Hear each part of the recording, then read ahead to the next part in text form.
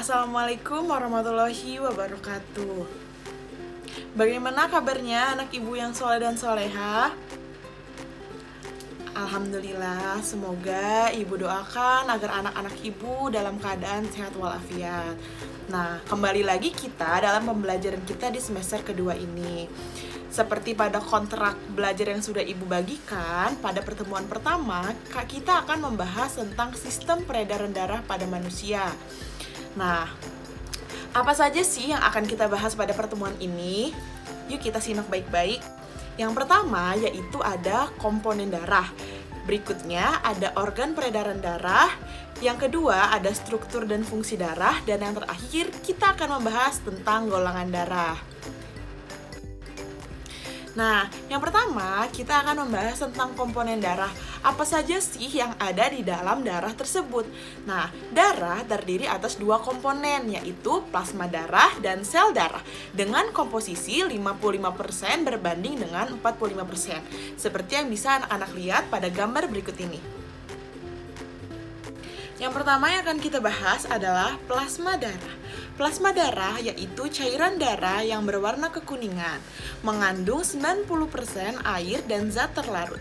Fungsi plasma darah yaitu yang pertama, mengatur tekanan osmotik darah, yang kedua, membawa zat makanan ke seluruh tubuh, yang ketiga, mengangkut sisa metabolisme dari tubuh, dan di dalam plasma darah terdapat fibrinogen yang berguna untuk pembekuan darah dengan membentuk benang-benang fibrin. Yang kedua yaitu terdapat serum, yaitu cairan kuning yang telah dipisahkan dari fibrinogen dan mengandung antibodi. Komponen darah yang kedua yaitu sel darah merah. Sel darah merah adalah sel darah yang paling banyak jumlahnya. Pada setiap 1 mm kubik darah mengandung 5-6 juta eritrosit. Sel darah merah dibentuk di sumsum tulang belakang. Berbentuk bulat pipih, tidak berinti dan cekung di kedua sisi atau bikonkav. Berwarna merah karena mengandung hemoglobin, yaitu pigmen merah yang mengandung zat besi. Ketika darah melewati paru-paru, oksigen terikat pada hemoglobin. Eritrosit bergerak ke jaringan tubuh dan melepaskan oksigen yang selanjutnya berdifusi ke dalam sel tubuh untuk membakar zat-zat makanan hingga membentuk energi. Berikutnya yaitu sel darah putih. 5.000 sampai 10.000 leukosit per milimeter kubik ada pada darah dan akan meningkat jika terjadi infeksi. Usia hidupnya yaitu 12 sampai 13 hari, dibentuk di sumsum tulang belakang, limpa, dan kelenjar getah bening. Bentuk tidak tetap, memiliki inti, dapat bergerak secara amoeboid, dan dapat menembus dinding kapiler. Keluarnya leukosit dari dinding kapiler disebut diapedesis. Sel darah putih berfungsi untuk melindungi tubuh dari kuman-kuman penyakit, misalnya dengan memakan bakteri atau menghasilkan antibodi. Nah, pada sel darah putih terdapat 5 jenis leukosit, yaitu yang pertama monosit, limfosit, neutrofil, eosinofil, dan basofil. Leukosit melebihi jumlah normal disebut leukositosis, sedangkan leukosit kurang dari jumlah normal disebut leukopeni. Berikutnya yaitu keping darah. Keping darah berjumlah 250.000 per milimeter kubik darah. Usianya 7-9 hari. Berbentuk tidak teratur dan tidak berinti. Berperan dalam proses pembekuan darah. Ketika trombosit pecah, maka akan mengeluarkan enzim trombokinase atau tromboblastin. Dan berikutnya akan adanya Ca2+ dan vitamin K yang mengubah prototrombin menjadi trombin dan fibrinogen menjadi fibrin. Berikutnya pembahasan kita adalah golongan darah. Nah, anak-anak ibu sudah pada tahu belum nih golongan darahnya apa? Yuk kita bahas masing-masing golongan darah. Penggolongan darah menurut Karl Landsteiner adalah sebagai berikut. Yang pertama, golongan darah A jika sel darah merah mengandung alglutinogen A. Golongan darah B jika sel darah merah mengandung agglutinogen B. Golongan darah AB jika sel darah merah mengandung agglutinogen A dan B. Dan golongan darah O jika sel darah merah tidak mengandung agglutinogen A dan agglutinogen B. Nah, berikutnya kita akan membahas tentang transfusi darah. Penggolongan darah sangat berguna pada transfusi darah. Orang yang memberikan darahnya disebut donor dan orang yang menerima darah disebut resipen. Jika golongan darah donor tidak sesuai dengan golongan darah resipen, maka darah resipen akan menolak darah donor dengan menggumpalkan darah. Nah, berikut bisa anak-anak lihat gambar dari sistem transfusi darah. Berikutnya, kita akan membahas tentang organ penyusun sistem peredaran darah manusia. Pasti anak-anak sudah sering dong mendengar jantung dan pembuluh darah. Yuk kita bahas apa saja sih yang dimaksud dengan jantung dan pembuluh darah. Organ pada sistem peredaran darah yang pertama yaitu jantung. Jantung terletak di rongga dada sebelah kiri, berfungsi untuk memompa darah, berukuran sebesar kepalan tangan dengan berat kurang lebih 300 gram, dibungkus oleh dua membran pelindung yang disebut perikardium. Ruang di antara membran tersebut berisi cairan perikardi atau pelumas. Nah, berikut pada gambar telah dituliskan bagian-bagian pada jantung. Yuk kita simak. Pada jantung, antara serambi dan bilik terdapat dua katup. Yang pertama, yaitu katup di antara serambi dan bilik kiri atau katup berdaun dua yang disebut dengan valvula bicuspidalis. Yang kedua, yaitu katup di antara serambi dan bilik kanan yang disebut valvula tricuspidalis atau katup berdaun tiga. Katup berfungsi menjaga aliran darah tidak kembali ke serambi. Yuk kita simak gambarnya. Untuk pembahasan berikutnya, kita akan membahas tentang cara kerja jantung. Apakah anak-anak sudah mengetahui bagaimana cara kerja jantung?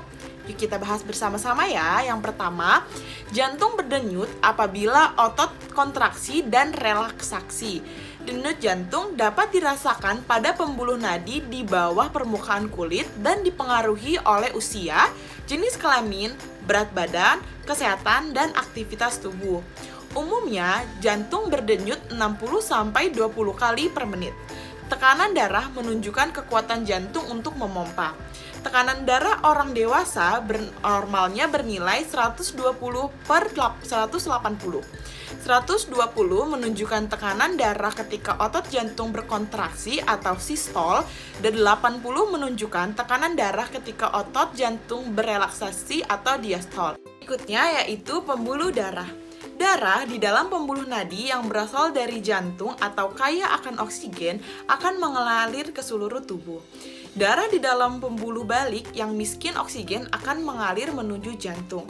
Mengalirnya darah ke seluruh tubuh merupakan hasil kerja jantung yang memompa keluar darah melalui pembuluh nadi untuk dialirkan ke seluruh tubuh.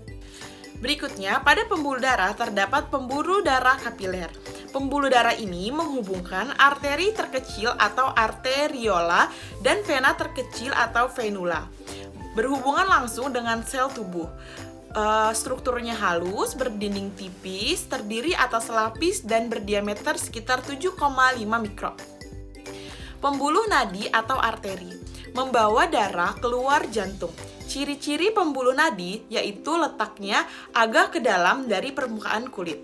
Bila arteri terluka, darah akan memancar. Memiliki lapisan elastis yang tebal. Denyut terasa di bagian tubuh tertentu, misalnya pergelangan tangan. Mempunyai satu katup dekat jantung agar darah tidak mengalir kembali ke jantung. Pembuluh nadi atau arteri. Pembuluh nadi yang berpangkal pada bilik kiri dan kanan disebut aorta. Aorta bilik kiri membawa darah bersih kaya oksigen dan zat-zat makanan sampai ke sel-sel tubuh untuk oksidasi biologi. Aorta bilik kiri bercabang menjadi arteri dan yang terkecil arteriola. Aorta bilik kanan bercabang menjadi pembuluh nadi paru-paru kanan dan kiri atau arteri pulmonalis, membawa darah kotor kaya karbon dioksida. Pembuluh balik atau vena. Ciri-ciri dari pembuluh balik atau vena yaitu yang pertama, letak vena dari permukaan kulit berwarna kebiruan dan denyutnya tidak terasa.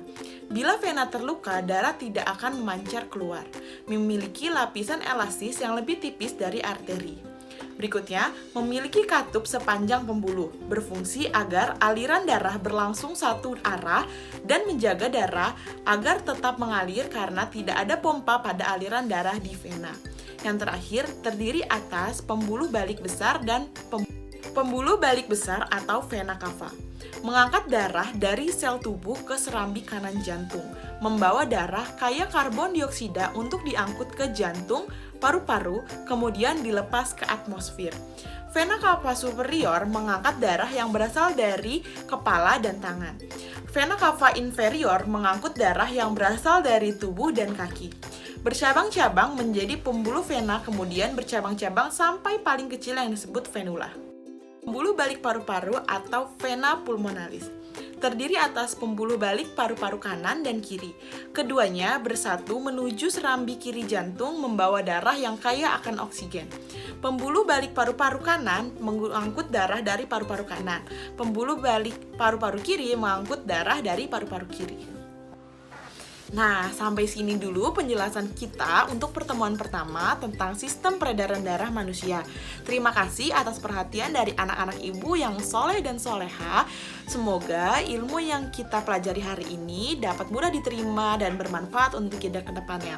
Jangan lupa terus belajar di rumah dan jangan lupa beribadah ya nak. Terima kasih, ibu akhiri. Wassalamualaikum warahmatullahi wabarakatuh.